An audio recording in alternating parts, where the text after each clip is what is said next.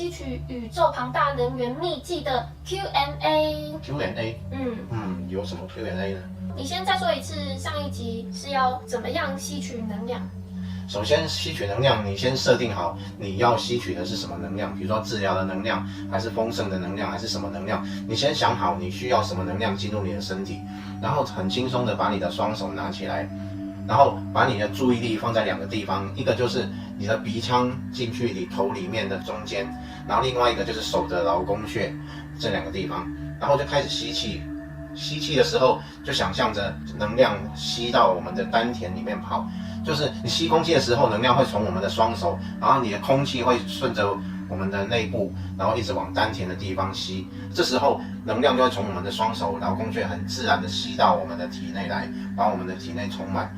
所以先设定好能量，然后就开始吸。这个过程不需要一次就把那个气直接吸到丹田，你可以分成3次，一次从鼻子吸到心轮，第2次再往下吸到腹部，第3次再还吸到丹田，这样就可以了。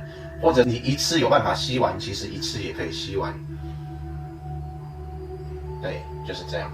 好，那第一个问题是，想象能量从手的劳宫穴吸进来，那你之后又说要吸气，所以是想象能量从手心进来，还是鼻腔后方，还是2边同时？2边是同时的，但是其实最重要的是手心这个部分。手心想象能量从手吸进来我们的身体就可以了。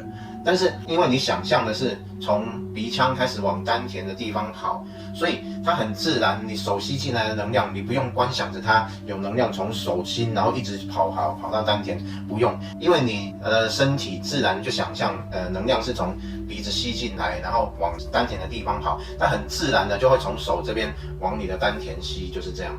利用鼻腔到丹田的这个轨迹，去让手很自然的把能量吸到丹田，就是这样。第二个问题是，需要什么能量可以去特定的地方吸吗？例如说，我要金钱的能量，所以我就跑去银行吸能量，用这个方法吸。可以，没有问题。你如果需要金钱的能量，你就去大间一点的银行，然后去吸，在那里吸能量，没问题。那其实用想象的也可以，就是你人不在银行，你想象着你知道的那家银行，你想到那一家银行，那你想象你自己坐在里面，然后就闭着眼睛就开始吸，这样也可以，不一定要人到那里去。那哪一个效果比较强？人到那里去当然是比较直接，最强的，最直接，就比较有感觉，比较相信这样。对。那你刚刚说找一家比较大的银行，所以有大小的区分了，就比如说一个空间，金钱能量的空间小小的，就吸完就没了。越大的银行，它的金库可能越大，然后财富的能量可能越多。那有可能能量会被吸完吗？就例如说，一个空间，然后同时有很多人聚在银行里吸能量，吸金钱能量，那会被吸完吗？那个金钱能量？不会被吸完，很难才能够吸完。很难。对，但是同时几百人跑去那边，也需要带队去吧？那谁会带队去那里吸？假设啦。假设也不会很容易就吸完，不会的。就可能每个人都吸很多，这样一直吸，吸了好几个小时这样。吸完它还是会重复再流动，因为金钱是一种流动，对，没错。银行就是会一直再生金钱的能量。是每个能量都可以这样一直再生，还是只有金钱？每一个能量大部分都会一直再生的。那吸太多能量会不会有什么副作用？例如说头会不会痛啊？还是说要看吸什么样的能量？看吸什么样的能量，如果跟你自己的能量落差很大的一种能量，你吸太多，你可能人会需要一个适应的时间。你可能吸到头晕晕的或者不太舒服，那你就要花一点点时间，就不要吸，就让自己稍微安静一点，然后让你的能量跟吸进去的能量能够融合，它会花一点点时间融合，就是这样。都没问题的。这让我想到一件事，那能不能就是去银行里吸金钱的能量，然后自己吸完之后，然后再吸一次，观想这个金钱的能量散播给全世界？散播给全世界？散播那个又是另外一回事了。另外一回事。因为这个方法是主要是把能量吸进来，而不是散播出去。就吸进来，把银行的吸到自己的身体里面，然后再把这金钱能量散播给全世界。散播那个是另外一个方法，就不是这个方法。就是另一个方法。就这是吸而不是散。对，这是吸到自己内在的。但是你如果要去做散播给全世界的动作的话，那你要用散播的方式。散播的方式其实也很简单，你只要比右手比像类似 OK 的这种姿势，但是三指给它伸直，这样，那你然后向外，那你就想象能量给出去，这样就可以了。从哪里给？这边还是这边？一样是从手流出去这样。这样哦，所以是这样。绕一圈给全世界，也可以，都绕一圈给全世界，你要跳舞也可以，给出去这样也可以。然后它就会散播，到空间。那要观想围绕着全世界吗？但是不要散播太久，你会把你自己的能量一直排出去，你会累。做一次就好了，就刚刚吸进来的，我现在排出去。要多久？就刚刚吸多久就排多久啊？大概几秒钟就可以了，大概5秒钟左右就可以。比如说这样子，1、2、3、4、5，这样差不多就这样就可以。只要做这个动作就一定是排出能量吗？对，是排出能量。就算我做这个动作，我要发出意愿说现在排出能量才会排。你做这个动作就会排了，就会排，对，一定会排，对，没办法这样然后锁住，就我不要排。也可以啊，你要用观想，你要自己去想象这样子锁住。但是你如果没有特别去想象的话，这个动作就是排。这个动作是从哪里来的？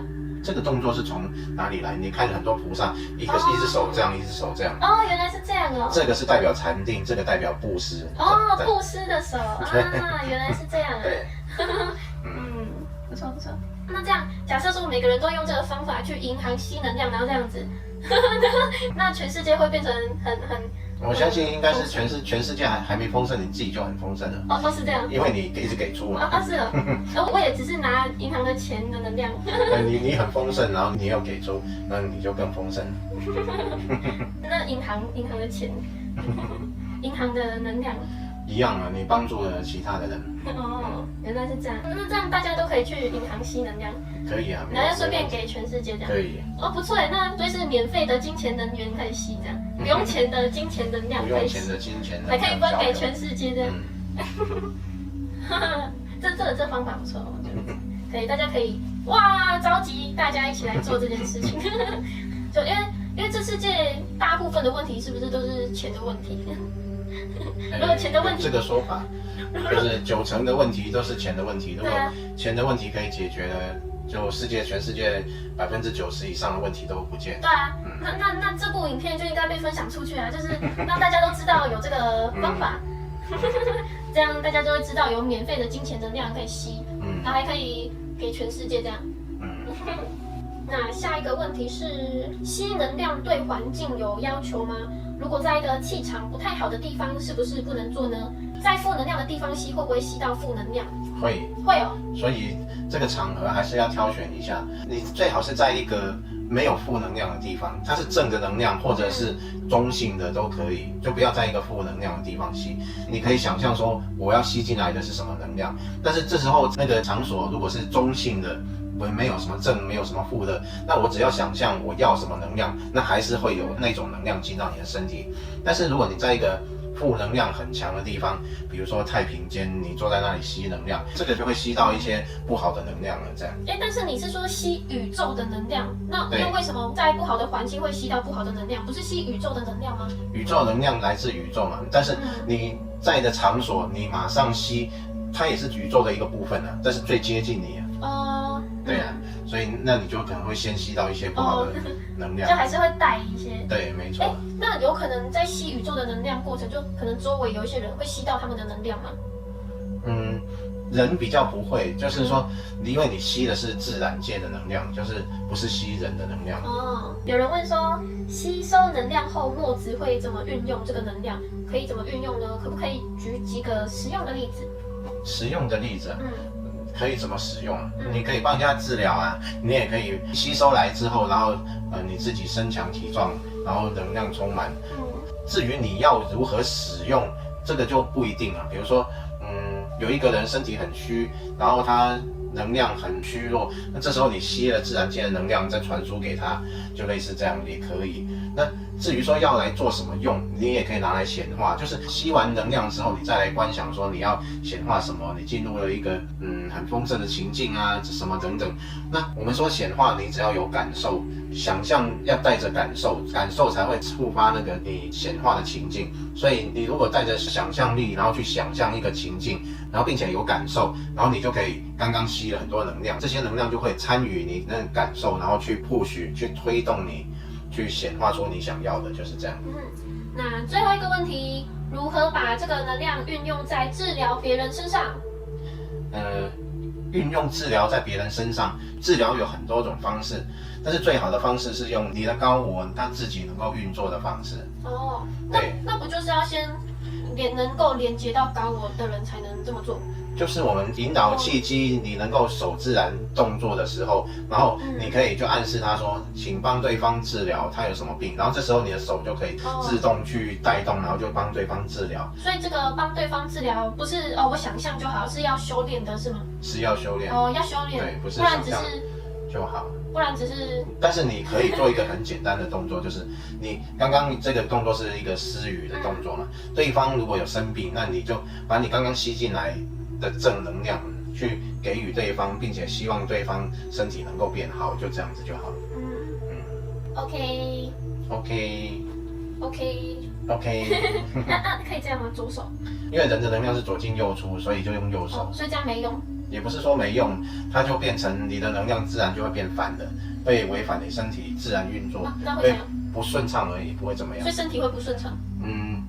就流动会反过来，会反来反去这样子，会不太正常。所以是说不能乱做手势吗？因为有些手势是进，有些手势是出，都不一定。那没有活在这套系统的人做这些就有效吗？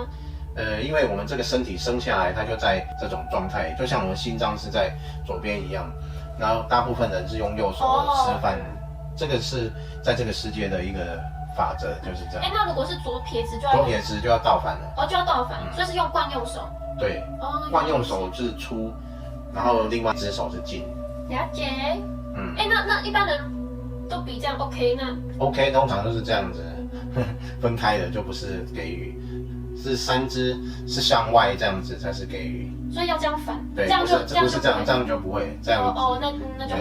OK， 好啦，这集结束了，拜拜。拜拜。